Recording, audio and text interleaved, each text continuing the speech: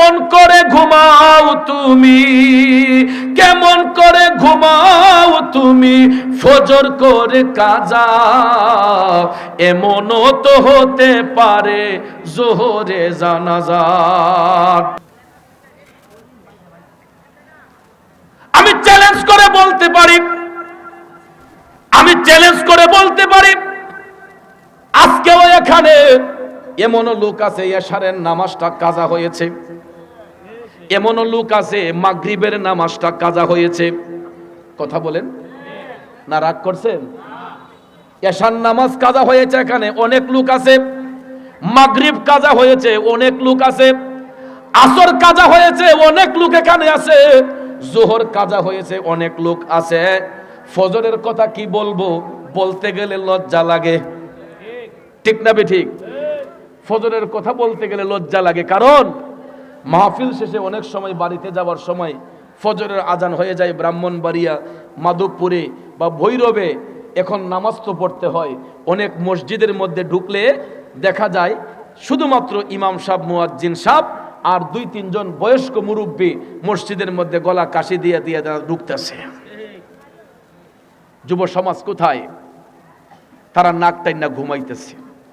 ঘুম আসার একটা কারণ আছে যুবক ভাই, আমাদের সবার হাতে কিন্তু এই জিনিসটা আছে। হ্যাঁ, সারাটা রাত 11টার পরেই দেখবেন খাবার দাবার যখন শেষ হয়, এই মোনাজাত কিন্তু সবার হাতে আছে। আর এমন এক পরিস্থিতি পরিবেশ, আমরা স্বামী স্ত্রী আগে বিছানার মাঝে শুইয়া কত মধুর আলাপ করতো, ভালোবাসার আলাপ করতো, ঠিক না ঠিক? এখন ইতাও টাইম টুম নাই, অনেক সময় দেখা যায় 2 জন 2 দেশও। কথা কোন ঠিক না ঠিক? 2 জন 2 দেশও।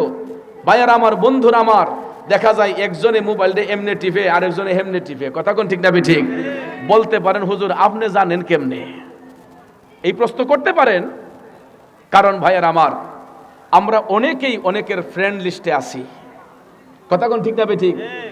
অনেক সময় দেখবেন যদি আপনার এই অনলাইনে থাকে, অনলাইনে থাকলে কিন্তু একটা চিহ্ন আছে, সবুজ চিহ্ন। কথা কোন ঠিক না ঠিক? এটা দেখলেই বোঝা যায় কে অনলাইনে আছে, কে অফলাইনে আছে। কথা বলেন ঠিক না ঠিক? এখন দেখা যায় এই মোবাইল ফোনটাই আমাদের ভালোবাসা পর্যন্ত কেড়ে নিয়ে যাচ্ছে। কথা কোন ঠিক কিনা? বন্ধু বান্ধবের মোহব্বত ছিনিয়ে নিয়ে যাচ্ছে। এ যুবক বন্ধুরা, আমার বাবাজিরা, এই মোবাইল ফোনটা সারা রাত যুবকরা নিয়ে যখন টিপাটিপি করে গো, এমন একটা টাইমের মধ্যে তাদের চোখে ঘুম আসে যখন মুয়াজ্জিন সাহেব বলে আসসালাতু খায়রুম মিনান নাওম।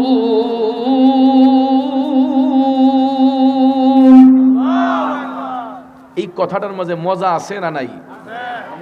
এই কথা দিয়ে কি কাউকে গালি দেওয়া হচ্ছে? কারো সম্পদ হরণের কথা বলা হচ্ছে? এই কথা দিয়ে মুয়াজ্জিন সাহেব বলছেন ঘুম থেকে নামাজ ভালো। আর আমাদের যুবকরা তখন বলে না না, আমাদের ঘুমটাই এখন ভালো। দেখবেন ওই টাইমে যখন মুয়াজ্জিন সাহেব আসসালাতু খায়রুম মিনান নাওম বলেন, এই সময়ে এমন মজার একটা ঘুম আসে, যেমন 7 রাতের জাগনা এমন ঘুম আসে। দেখবেন তখন ফজরের আজান কোন দিকে হয় আর মুসল্লির খবরই থাকে না। কথা কোন ঠিক কিনা? এই জন্য কবি বলেছেন কেমন করে ঘুমাও তুমি, কেমন করে ঘুমাও তুমি ফজর করে কাজা, এমনও তো হতে পারে জোহরে জানাজা।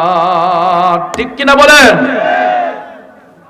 ফজরের নামাজ কাজা করে ঘুমিয়েছি, জোহরের নামাজ যে পড়বো এই গ্যারান্টি আছে?